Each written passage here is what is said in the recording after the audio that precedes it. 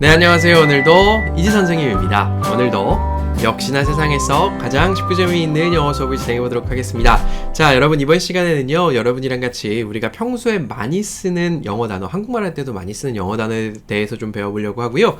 강의 자료 바로 한번 띄워보겠습니다. 자, 강의단 자료 보시면 단어가 5개 쓰여 있죠? 네, 맞아요. 우리 오늘 30분 정도 되는 시간에 단어 5개만 딱 배울 겁니다.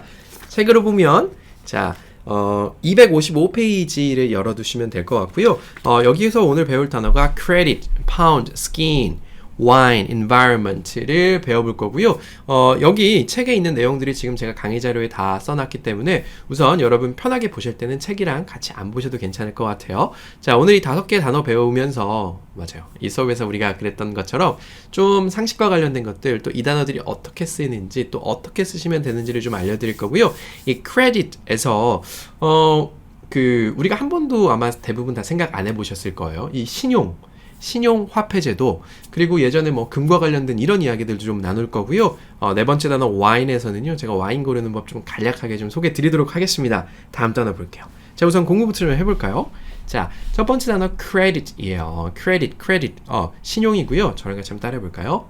credit.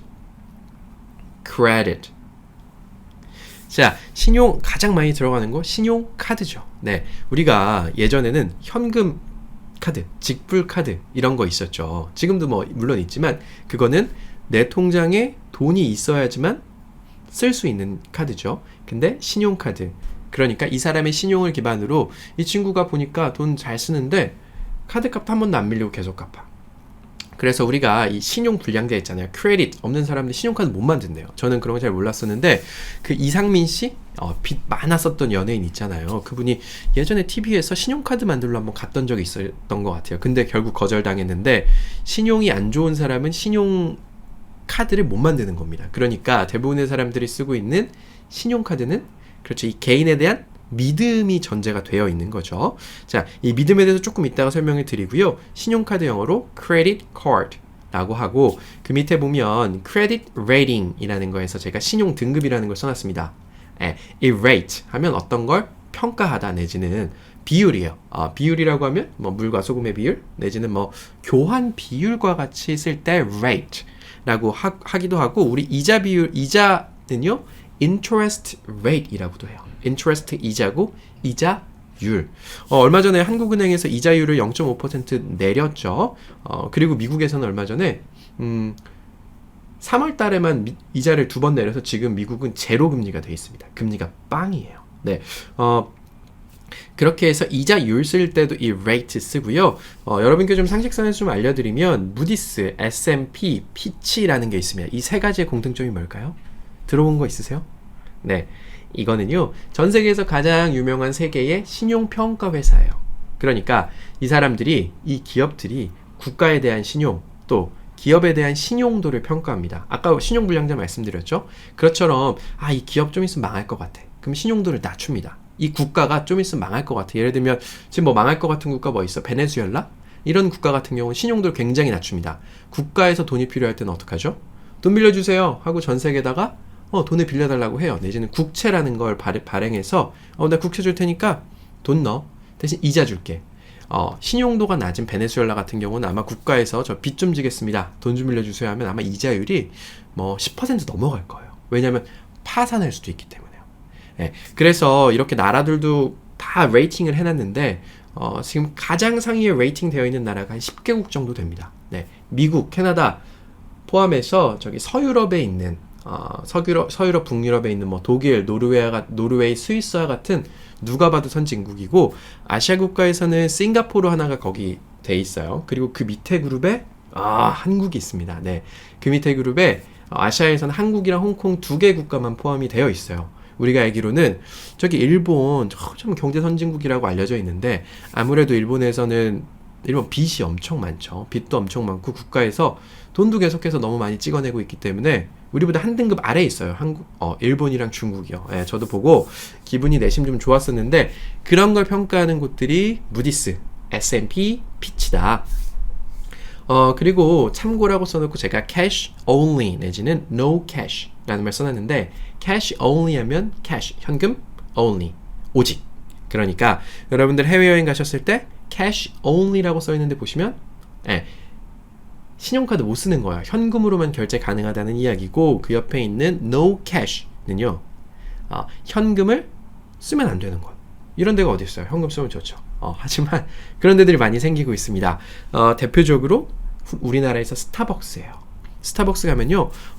현금이 아예 우리나라에 있는 전 매장 다 현금을 못 씁니다. 무조건 카드로 쓰셔야 되고요. 카드를 안 가져오셨으면 핸드폰에 어플리케이션 받으셔서 핸드폰에서 미리 뭐 한 5만 원 결제해서 그걸 가지고 쓴다든지 해야 되는 거예요.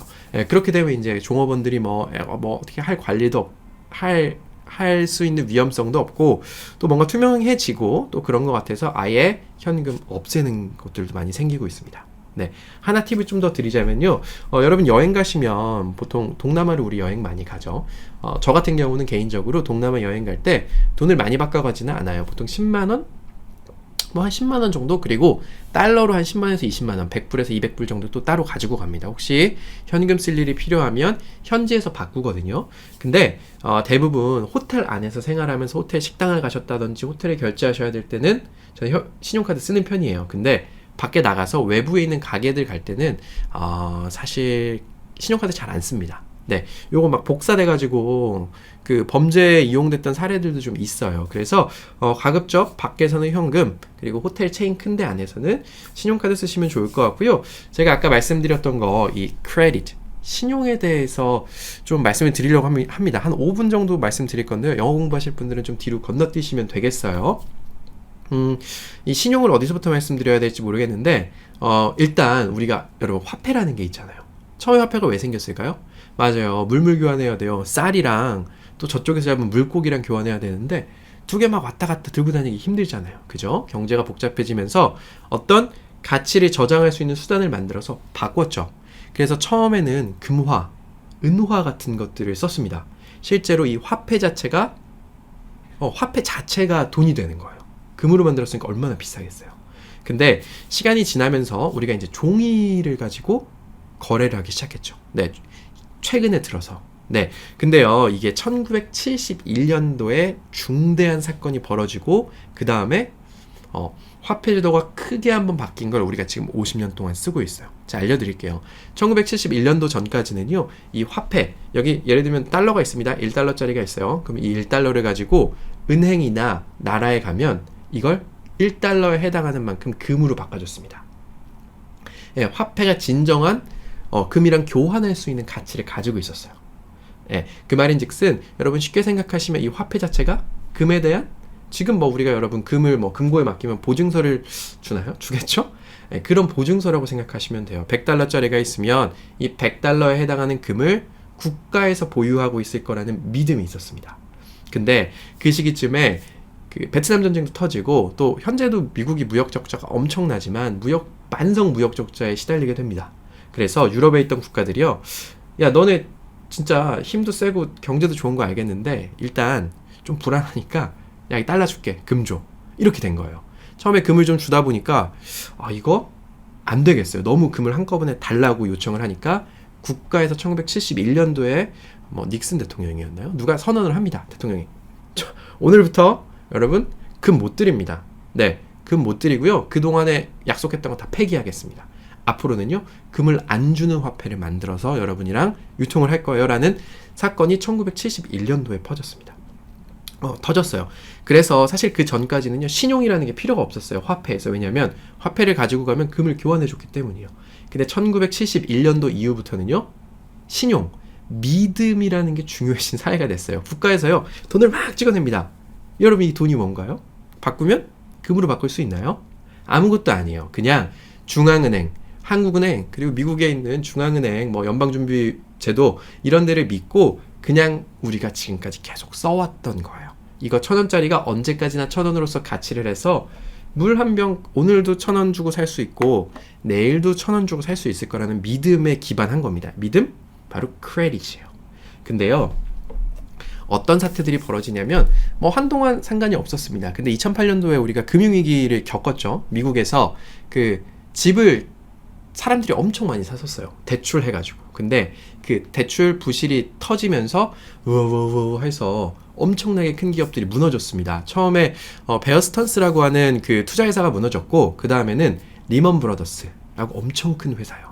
예, 그 당시에 보면 삼성전자보다도 시가총액이 더 컸던 은행이 무너지면서 경제 위기가 옵니다. 이걸 살리기 위해서 미국 은행에서 지금이랑 똑같이 금리를 위에서부터 아래로 빵 퍼센트로 만들어 버립니다. 그리고 나서 돈을 엄청나게 찍어내기 시작합니다. 네, 국가는요 돈을 찍어낼 수 있는 권한이 있어요. 그래서 돈을 엄청 찍어냈습니다. 그 결과 어떻게 됐죠? 시중에 돈이 엄청 많이 풀리게 됐고 경제 위기를 극복하면서 돈이 많이 풀렸습니다. 돈이 원래 10,000원밖에 저한테 없었는데 돈이 30,000원이 됐어요. 근데 여기 보이는 물은 그대로입니다. 그럼 얘 가격도 3배로 오르는 거예요. 그래서 미국은요 한 10년 동안 내리 주식이 빡 올랐어요. 예, 그에 따라서 우리나라도 코스피가 한 2,600선 굉장히 높이까지 올라갔고 우리 집값 어떻게 됐죠? 예, 집값 말도 못하게 많이 올랐습니다. 그것이 다 미국에서 돈을 풀었던 영향이 굉장히 커요. 돈을 빡 계속 찍어냈기 때문이죠. 그래서 이제 미국 경제가 이제 어느 정도 좀 돼서 다시 재작년부터 금리를 조금씩 올리고 찍어냈던 돈을 회수를 조금 하는 과정 중에 바이러스가 터졌습니다. 경기가 곤두박질 치고 막 주가가 폭락하니까 미국에서 다시 한번 자 금리 빵 풀어 하고 850조인가요? 나라에서 850조의 돈을 찍어낼 테니까 그게 물론 우리 손에 들어오진 않죠. 근데 은행에다가 빌려주고 은행에다 주고 뭐 국채 발행하고 하니까 이게 시장에 전반적으로 쫙 깔리게 됩니다. 근데 여러분 한번 생각해 보세요. 자, 미국에서 예전에 금이랑 달러를 하나씩 바꿔줬었는데 지금은요. 중앙은행을 믿고 또 이 크레딧에 기반해서 신용에 기반해서 우리가 화폐로 거래를 하면서 살고 있는데 국가에서 거의 무제한에 가까운 돈을 계속해서 달러를 찍어내면서 풀어주고 있습니다. 이게 어떻게 될까요? 이러다가 이 크레딧, 신용, 지금은 신용화폐 세대라고 하거든요. 신용에 기반한 화폐가 무너질 수도 있는 거예요. 네. 네. 이게 요새 여러 전문가들이 이런 이야기를 좀 하고 있고 이번에 그 바이러스 사태 때문에 그 실물 은에 대한 수요가 꽤나 많아졌대요. 종이로 된 거 말고 실제로 뭐 금, 은 그래서 뭐 사기가 힘들다는 이야기들도 좀 돌고 있습니다. 그래서 이 크레딧 설명드리면서 한번 말씀을 드리려고 했던 거예요. 이게 언젠가 갑자기 우리가 이 바이러스가 이렇게 막 만연하는 것처럼 갑자기 이 크레딧이 무너지는 날이 올 수도 있다. 예, 그게 뭐 안 올 수도 있어요. 우리 살아있는 동안. 근데 이 50년 동안 유지되었던 신용 기반의 사회, 신용이 신용을 낳고, 그러니까 돈을 중앙은행에서 일반 은행에 빌려주면 또 일본 은행에서도 신용을 담보로 해서 사람들한테 돈을 빌려주고 기업들한테 돈을 빌려주잖아요. 신용이 신용을 낳아서 돈이 돈을 낳고 이렇게 불어나 있는 경제 속에서 우리가 지금 살고 있는 겁니다. 예, 혹시라도 터지면 어떡할까요? 선생님 저도 잘 모르겠어요. 근데 많은 전문가들이 이런 이야기를 하더라고요. 실물로 된, 그러니까 뭐 금 펀드 이런 게 아니고 정말 실물로 내 손에 쥘 수 있는 금을 조금씩이라도 사놓으면 혹시라도 터졌을 때 살아남을 수 있다, 이런 이야기들을 해서 제가 영어 수업과 안 어울리게 여러분께 이 크레딧에 대해서 좀 말씀을 드렸고요. 뒷장 가보겠습니다. 자, 조금 어려웠나요? 제가 경제 관련된 분야에 좀 관심도 많고 실제로 경영학과 출신이다 보니까 이런 거 찾아보는 거 좋아해서 좀 말씀을 드렸고, 여러분도 아마 뉴스에서 뭐 증시가 무너진다, 또 아니면 미국 연방준비위원회에서 금리를 제로금리로 했다, 양적 완화를 했다, 뭐 이런 이야기들이 나올 거예요. 양적 완화라는 게 돈 푼다는 거예요. 시장에다 돈을 풀고 또 금리를 제로로 내렸다는 건 투자자들 아니면 기업가들한테 돈 빌려서 생산시설에 투자해, 일반 사람들도 돈 빌려서 집도 사고 등등으로 해서 경제 활성화 시키는 거예요. 금리 내리면. 뭐 그래서 뭐 말씀하실 수도 있겠죠. 쌤, 다시 금리가 내리면 집값이 오릅니까? 저도 이제 집값에 대해서 고민을 늘 많이 하는데, 저는 이제 오른다고 생각하는 사람은 아니에요. 왜냐면, 경기가 좋고, 경기가 활성화돼야 자연스럽게 집값도 올라가고, 또 수요와 공급 정책들도 있지만, 그렇죠. 경기 자체가 죽으면 자산 가격이 하락하듯이 이것도 하나의 자산이기 때문에 좀 떨어질 거라는 생각도 하고 있고요. 파운드, 파운드에 대해서 배워보겠습니다. 자, 이 파운드는요, 무게 단위. 무게 단위요. 1파운드, 2파운드 제가 밑에 써놨어요. 1파운드는 0.454kg예요. 그러니까 1파운드는 우리가 흔히 쓰는 킬로그램의 한 절반 정도 된다? 그래서 이 사람 100파운드예요? 하면 50kg 조금 안 되는 수준으로 좀 생각하시면 될 것 같고요. 파운드가 무게 단위이기도 하고 파운드화라고 하는 영국의 화폐 단위이기도 하죠. 네, 보통 우리가 밑에 써놨네요. GBP라고 해서요. 네, 영국은 파운드, 유럽 국가들은 유럽연합은 유로, 미국은 달러 쓰죠. 일본은 옌 쓰고요. 뭔가요? 중국은 위안 쓰죠. 그런 파운드화 단위로도 쓰인다. 그리고 많은 분들이 좀 많이 요거 좀 헷갈리시는 것 같은데 우리나라랑 서양이랑 쓰는 도량형이라고 하죠. 단위들이 조금 다릅니다. 1마일 그 밑에 두 번째 수조에 써놨는데 1마일은 1.67km라고 써놨네요. 그래서 여러분 저도 잘 환산이 안 되는데 미국 같은 데 가면 막 내비게이션에 10마일 남았습니다. 얼마인지 환산이 안 돼요. 1.6배 정도 하시면 된다고 생각하시면 될 것 같고 야구 선수들도 누가 공을 던졌대요. 100마일이래요. 그러면 100마일? 160km 좀 넘었다고 생각하시면 됩니다. 그래서 이 속도 거리에 마일이라는 거 좀 쓰고요. 또 좀 야드라는 거 들어본 적 있으세요? 1야드? 이게 보통 골프 아니면 럭비, 미식 축구와 같이 길이를 환산할 때 야드라고 많이 해요. 그래서 1야드는 0.91m다. 그러니까 미터보다 조금 크다라고 생각하시면 큰 건가요? 작은 건가요? 1야드가 0.91, 1m면 1.1. 좀 작은 단위라고 생각하시면 될 것 같고요. 제가 아까 말씀드렸던 것처럼 상식 차원에서 파운드화는 GBP, British Pound, 영국에서 쓰는 파운드화 원화는요, 우리 쓸 때 KRW라고 써요. 그래서 은행 같은 데 가서 보시면 친절한 은행에는 거기 앞에 국기 달아놔주는데 안 쓰고 그냥 GBP, KRW, EUR 이렇게 써놓은 거 보시면 GBP는 파운드, 원화는 KRW, 달러는 USD, US 달러예요. 그리고 유로화는요, EUR이라고 보통 써 있습니다. 일본 제피니스 옌이라고 쓰죠. JPY라고 쓰나 그럴 거고 위안은 어떻게 썼죠? Chinese 그렇게 쓰는 것 같아요. 자, 그래서 파운드 한 번만 따라해보고 뒤로 넘어갈게요. 파운드. 자, 뒷장 가보겠습니다. 오늘은 진짜 오랜만에 무슨 영어 수업이 아닌 것 같은 느낌이 드는데, 네. 자, 공부를 좀 해볼까요?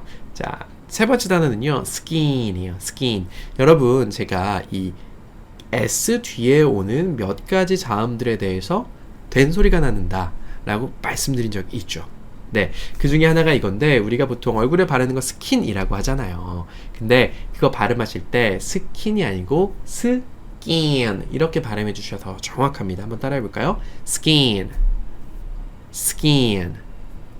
자, 스킨 하면 피부 내지는 껍질, 외피예요. 뭐냐면 어떤 알맹이가 여기 있는데 그 알맹이를 덮고 있는 것들을 스킨이라고 해요. 우리도 몸에 알맹이가 있는데 이 알맹이를 스킨이 덮고 있어요. 그래서 밑에도 좀 설명을 드릴게요. 자, 제가 skin type이라고 써놨습니다. type 뭐였죠? type, typy 유형이에요. 그쵸? 전체가 있으면 이걸 3등분 하든 4등분 하던 어떤 유형별로 나누는 걸 타입이라고 하죠. blood type, 피의 유형, 혈액형이에요. 저 친구 내 타입 아니야. 그죠? 사람 많은데 그걸 다 타입으로 나누는 거죠. 그래서 스킨 타입이 dry skin도 있고요. oily skin, oil 뭐예요? 기름. 맞아요. 기름 끝에는 건성, 지성. 이렇게 지성이 oily skin이죠. 기름기 많은. 저는 사실 이제 피부에 대해서는 전혀 문외한이에요. 완전 몰라요. 스킨 케어라고 하죠, 우리. 아니, 전혀 모르고 원래는 그냥 로션 막 발랐어요. 집에 로션 떨어지면 여기 바디로션 있네? 바디로션 바르고 다녔어요. 제 스킨 타입이 사실 뭔지도 잘 모릅니다. 이게 겨울에는 터요. 그럼 드라이 스킨인가요? 근데 여름에는 또 기름 막 나옵니다. oily skin. 이거 기준이 언제로 해야 되는 거? 봄으로 해야 되나요? 네, 잘 모르겠어요. 하지만 여러분께 몇 가지 말씀드리는 수 있는 건 있습니다. 영어와 관련된 건데 우리가 보통 얼굴에 바르는 거 스킨 바르고 로션 바르잖아요. 스킨은 영어로 스킨 아니고 제가 그 옆에 써놨어요. 토너. 토너라고 하는 표현이 올바른 표현입니다. 네, 아시겠죠? 스킨 아니고 토너. 그리고 선크림 요게 진짜 그런데 우리나라에선 대부분 다 선크림이라고 해요. 근데 여러분 선크림 지금 한번 찾아서 있으시면 한번 보세요. 영어로 선크림이라고 안 써 있습니다. 어떻게 써 있냐면요. sunscreen 아니면 sunblock이라고 써 있어요. 자, sunscreen 뭐냐면 우리 그 지하철역 가면 사람들 문으로 안 떨어지게 스크린 도어라는 거 있죠. 스크린이 어떤 걸 막는 거예요. sun 햇빛을 screen 막는다. 그래서 sunscreen 내지는요 sunblock이라고 해요. block. 우리 저기 길을 블락해놨어. 비를 막아놨어. 아니면 농구할 때 누가 슛 쏘는 걸 이렇게 막는 걸 블로킹이라고 해요. 그 블락이에요. 네, 맞습니다. 그래서 여러분 선크림 아니고 sunscreen이나 sunblock이라고 표현하시는 게 맞는 거고요. 그 밑에 보면 puppy skin이라고 써놓은 거 있어요. puppy 강아지 스킨. 강아지 스킨 뭐예요? 강아지 피부? 네, 강아지 동물의 피부에 대고 스킨이라는 거 쓰고요. 그 옆에 tomato skin이라는 거 있어요. 토마토죠. 토마토 스킨, 토마토 껍질. 그죠? 토마토도 껍질을 싹 벗기면 속살이 나옵니다. 알맹이를 감싸고 있는 모든 것을 스킨이라고 해요. 더구나 skin of the earth라고 제가 마지막 줄에 써놨는데 the earth, 지구예요. skin, 지구의 skin, 피부예요. 자, 그러니까 표면층을 이야기하겠죠. 우리 사람들이 살고 있는 것. 지구 이렇게 있고 그 안에 뭐 핵이라든지 뭐 핵도 있고 뭐 멘틀도 있고 이것저것 뭐 많이 있죠. 우리가 살고 있는 지표면이 바로 skin of the earth가 됩니다. 자, 그래서 여러분이 스킨이라는 거 우리 바르고 있는 그 간단한 스킨뿐만 아니고 간단한 스킨을 얘기하는 게 아니고 모든 것을 덮고 있는 겉에 있는 것들을 스킨이라고 이해해 주시면 좋을 것 같습니다. 자, 다음 장이요. 자, 다음 장에는요, wine이에요. wine. 자, 제가 그 밑에다가 포도주, wine이라고 써놨는데요. 이거 한국말이랑 거의 비슷해요. 따라해볼까요? wine. 맞아요.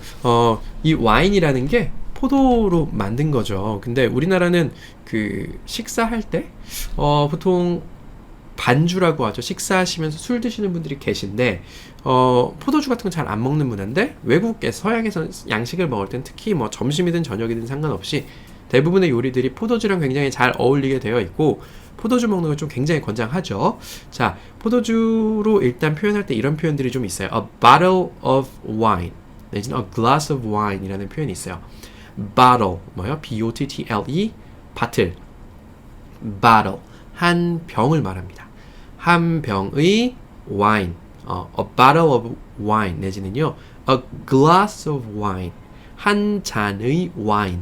그래서 여러분 주문하실 때 a bottle of wine 내지는 a glass of wine이라고 이야기하시면 될 것 같아요. 와인 한 잔이요? a glass of wine, a glass of wine이 되겠고요. 우리 사실 술을 잘 먹는 사람도 와인을 한 병을 다 식사를 하면서 먹기 좀 부담스럽죠. 그래서 외국 식당 아니면 한국 식당에 가셨을 때 와인 딱 한 잔, 한 입만 하고 싶으신 경우들이 있으실 거예요. 그러면 하우스 와인이라는 게 있어요. 하우스, 이 집에서 만든 와인일 수도 있지만 대부분 집에서 와인 만들기 힘드니까 우리 스테이크 하우스라고 이야기하죠. 음식 파는 데를 하우스라고 이야기하기도 합니다. 그 음식점에서 가장 추천해주는 아니면 그 음식점에서 가장 많이 먹는 요리랑 가장 잘 어울리는 와인을 하우스 와인이라고 해서 잔으로 팔아요. 그러니까 좀 싼 한국 식당 가면 뭐 4-5천 원 아니면 좀 비싼 레스토랑 가면 뭐 9천 원, 만 원에 한 잔을 팝니다. 예. 그리고 한 잔을 판 다음에 종업원이 와서 따라줄 때 이렇게 쳐다보면서 눈을 깜빡이면서 좀 많이 마시세요. 그러면 좀 더 많이 주기도 해요. 오히려 그게 병으로 시키는 것보다 더 경제적이기도 하고요. 혹시라도 와인 드시고 싶으신 분들 식사하시면서 뭐 이탈리안이라든지 프렌치라든지 뭔가 유럽 음식 드시러 가셨을 때 와인 드시고 싶으시면 하우스 와인 있는지 물어보시고요. 하우스 와인 시키시면 됩니다. 잔 와인이라고 생각하시면 돼요. 하우스 와인이. 자, 그리고요, 우리는 와인, 뭔가 와인 이야기하면 분위기 있어 보이고 좋아 보이잖아요. 뭐 따는 것도 막 멋있게 따고. 그래서 와인 먹고 싶은데 잘 모르잖아요. 우선 팁은 그래요. 저는 이제 그 아래에 있는 스파클링 와인이라고 기포나는 와인을 굉장히 좋아합니다. 그래서 이 와인들을 사러 여러 군데를 가봤어요. 이마트나 이런 데도 가보고, 백화점 지하에 보면 와인 파는 코너들도 좀 있습니다. 그래서 거기 두 개를 많이 가봤는데 실제로 백화점에서 파는 와인이 더 싸고 질도 좋더라고요. 예, 그러니까 백화점 가서 와인을 요거 먹어야지 이렇게 하는 게 말고, 저 혹시 할인 행사하고 있는 제품 중에 이런 맛이 나는 이런 와인이 있나요? 라고 물어보면 얼마 정도요? 그러면 뭐 10,000원에서 20,000원 사이요 라고 이야기하면요, 그 사람들이 거기에 맞는 와인을 찾아줍니다. 네, 그래서 제가 여러분한테 드릴 수 있는 첫 번째 조언은요, 백화점이든 이마트든, 백화점이 좀 난 것 같아요. 그런데 가셔서 이 와인 모여있는 코너 가면요, 사람이 분명히 있습니다. 그 사람한테 물어보시면 돼요. 괜히 아는 척하고 이렇게 하면 실패할 확률이 많고, 그 사람들한테 물어보면 됩니다. 어떤 와인을 먹고 싶은데, 아니면 어떤 요리랑 먹고 싶은데 괜찮은 와인 하나만 추천해 주세요 라고 하고 붙이셔야 돼요. 가격은 20,000원 아래로요. 이렇게 붙이시면 그 사람들이 맞는 행사 중인 와인을 찾아서 주고요. 대신 우리가 이제 그분들한테 요청을 하려면 알아야 되잖아요. 와인은 크게 두 종류로 나뉩니다. red wine, 빨간 색깔, white wine, 흰 색깔 와인이에요. 보통 우리가 고기랑 먹기에는 red 와인이 좋고, 해산물이랑 먹기에는 화이트 와인이 좋다라고 알려져 있습니다. 그리고 화이트 와인도 요리할 때도 많이 쓰고요. 근데 이제 뭐 로제라는 것도 하나 있어요. 제 옆에 제가 이제 색상에다 로제라고 써놨는데, 로제는 이제 뭔가 레드랑 화이트랑 섞은 중간 영역이 로제, 약간 핑크색 나는 게 로제고, 이 로제라는 녀석은 그 파스타도 우리 크게 보면 토마토 크림 들어가 있는 파스타가 와인이랑 되게 똑같아요.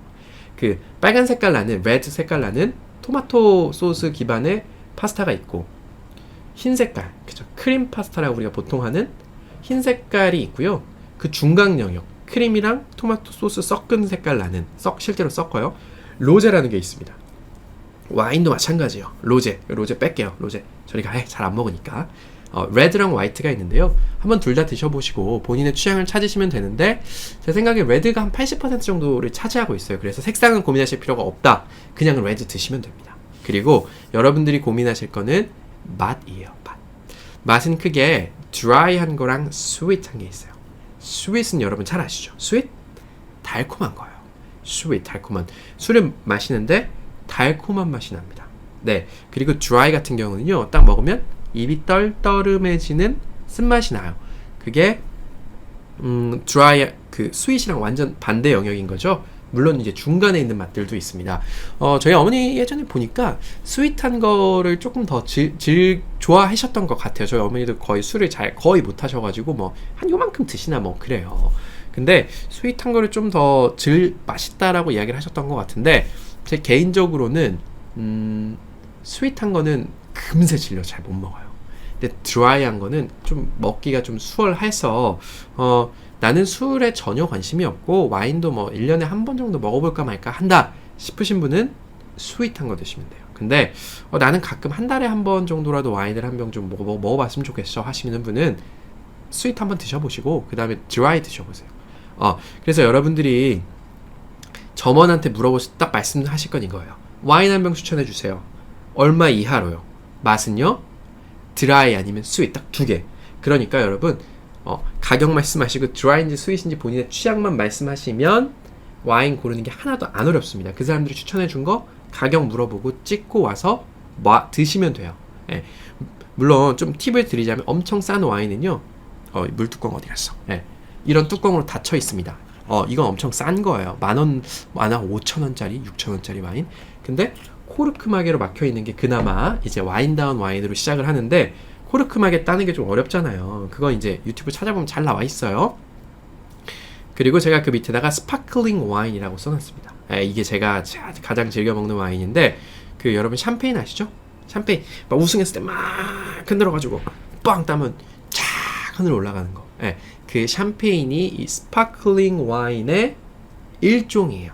스파클링 와인 이만큼 있으면 그 중에 일부가 샴페인이에요. 왜냐면 그 프랑스 샴페인, 샴팡 지방에서 나오는 스파클링 와인을 샴페인이라고 하고, 이게 마케팅이 잘 됐죠. 그래서 비쌉니다. 그래서 저도 샴페인 한번 먹어봐야지 먹어봤는데 별로 맛이 없고 비싸기만 합니다. 그래서 그냥 스파클링 와인 드시면 되고요. 요거 스파클링 와인 역시도 드라이 단맛과 떡떨한 맛과 그 스윗 단맛으로 나뉘어져 있습니다. 근데 역시나 드라이한 쪽이 괜찮고 그 맛이 그냥 와인보다 훨씬 난 것 같아요. 그래서 특별한 날 생일 같을 때 스파클링 와인 2만원 좀 안쪽에 드라이한 거 사셔서 가족끼리 따셔가지고 이거 흔들면 안 돼요.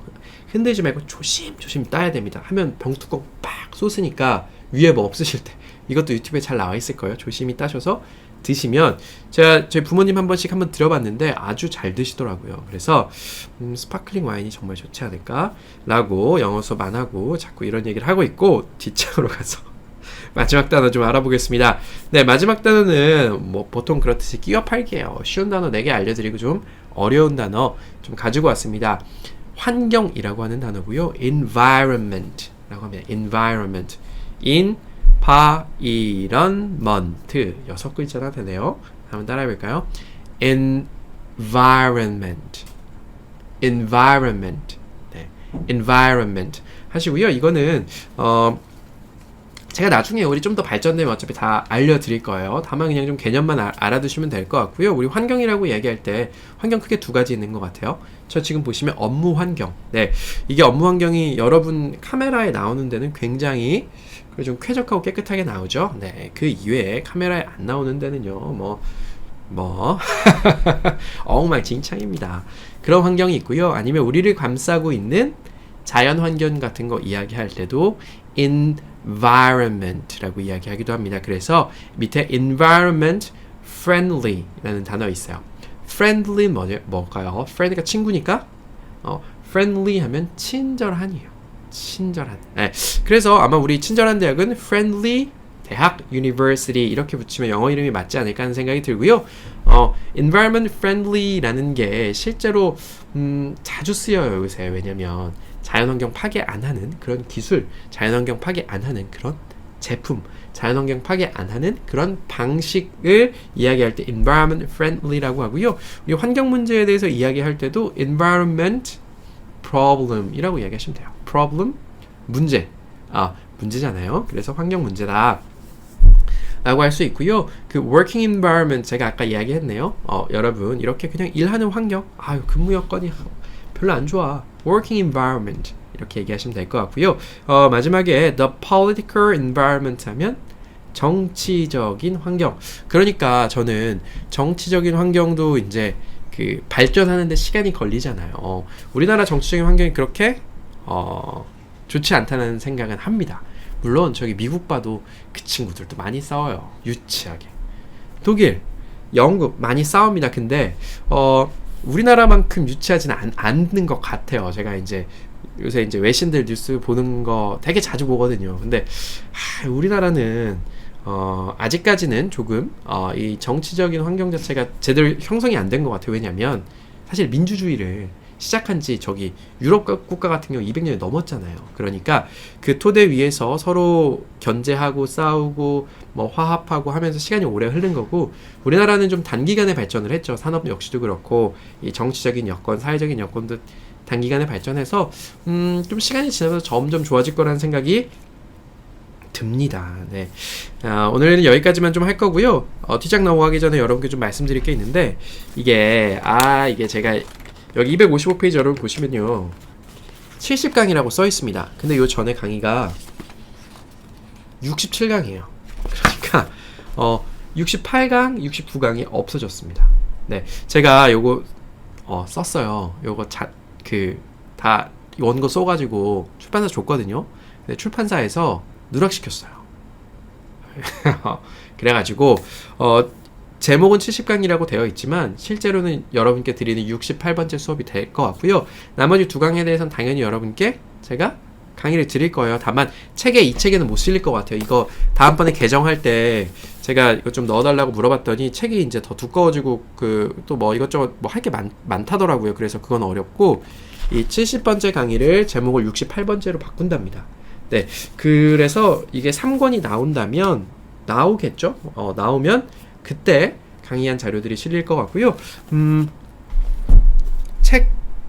이거 3권 써야 되는데 제가 지금 다른 책 단어장 그거 쓰고 있거든요. 근데 책 쓰는 게 무엇보다도 참 네, 힘듭니다. 네, 엄살 한번 부려보고요. 자, 여러분 오늘도 별 내용도 없었는데 한 30분 이야기한 것 같아요. 마지막 장 가볼까요?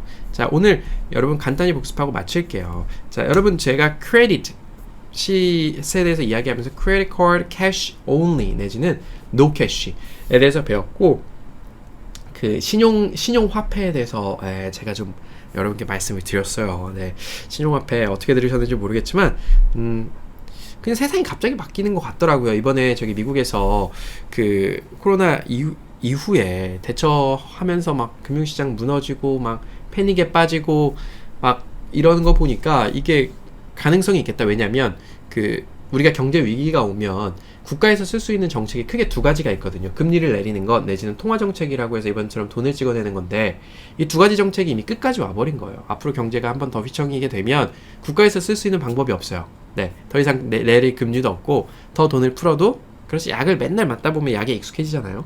이미 돈을 많이 풀어놨었고 거기에 더해서 돈을 더 850조 이상을 풀었기 때문에 뭐 그런 생각을 좀 했고요. 그 다음에 파운드 배웠었죠. 파운드 무게단위와 또 파운드화라는 거 배웠고, 스킨, 모든 것의 껍질이 스킨이다. 그리고 와인 배우면서 와인 고르는 법도 좀 알려드렸고요. environment, 환경까지 배워봤습니다.